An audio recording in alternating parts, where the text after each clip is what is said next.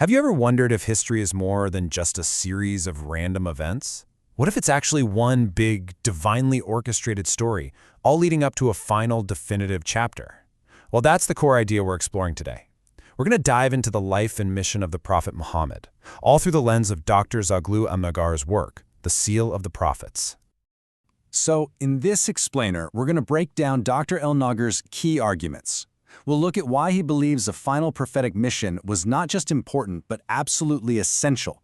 And we'll see how, in his view, the stage for this massive event was meticulously set, not just for years, but for centuries. You know, the entire narrative of the book really hinges on this one question. Dr. El-Naggar argues that the world had reached this critical point, spiritually, socially, you name it, that basically required a direct and final divine intervention to set things straight. Okay, so to really unpack this perspective, we're going to journey through 5 key stages. First, we'll look at the state of the world at the time. Then, the prophet's unique lineage. After that, his personal preparation for the mission, the prophecies that supposedly foretold his arrival, and then, of course, that pivotal moment of the very first revelation. All right, let's set the scene. To really get the impact of this final message, we first have to understand the world it was born into. The author calls this pre-Islamic era Jahiliyyah, which basically means the age of ignorance, and he argues it was a time defined by a really deep spiritual void. The book paints a pretty stark picture of the Arabian Peninsula. It describes a place that had strayed so far from the original path of people like Abraham. I mean, the Kaaba, which was built for the worship of one God, was now surrounded by hundreds of idols. According to the author, earlier divine messages were either lost or twisted, and society was just rife with endless tribal wars and moral decay. So, the key takeaway here, from the author's point of view, is that this spiritual and social mess wasn't just a random backdrop. No, it was the very reason that a final, universal, and clarifying message was so desperately needed.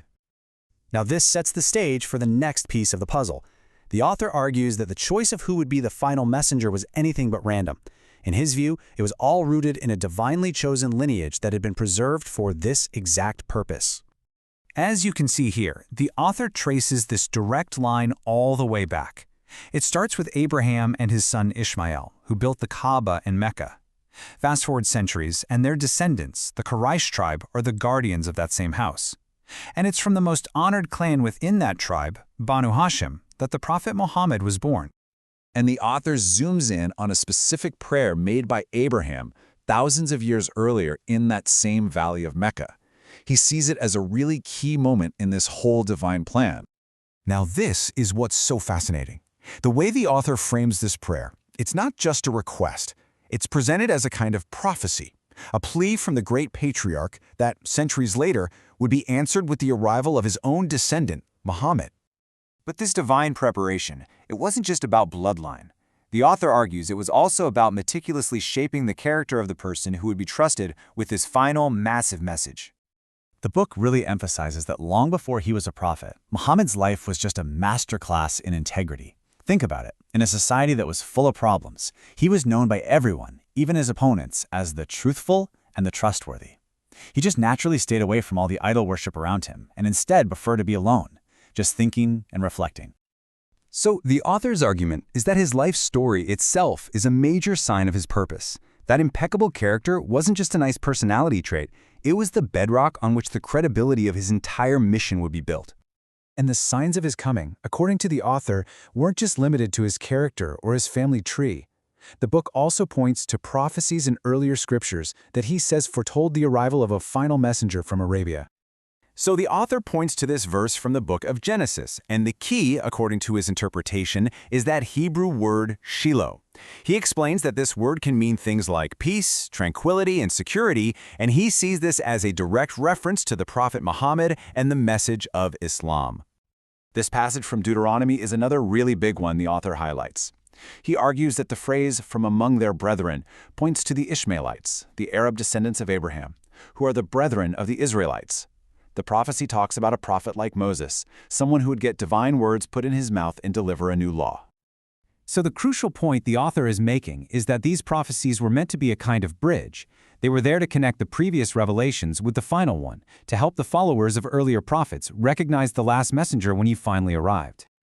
Okay, so we've got a world in desperate need, a chosen lineage, a perfectly prepared person, and a long history of prophecies.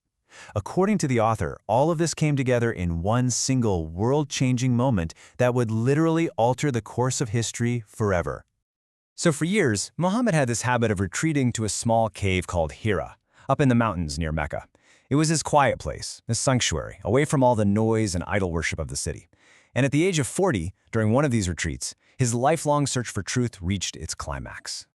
And this is it. This is where it all began. According to Islamic tradition, the angel Gabriel appeared to him and delivered these very first words of the Quran. The command wasn't to write, but to read or recite. And this kicked off a 23-year period of ongoing divine revelation. So the author's main point here is that this was way more than just a personal spiritual moment. This was the official inauguration of his prophetic mission. It's the moment the trustworthy man from Mecca became the final messenger for all of humanity, tasked with a message that was meant to be preserved for all time. And there you have it, the story as told by Dr. El-Naggar.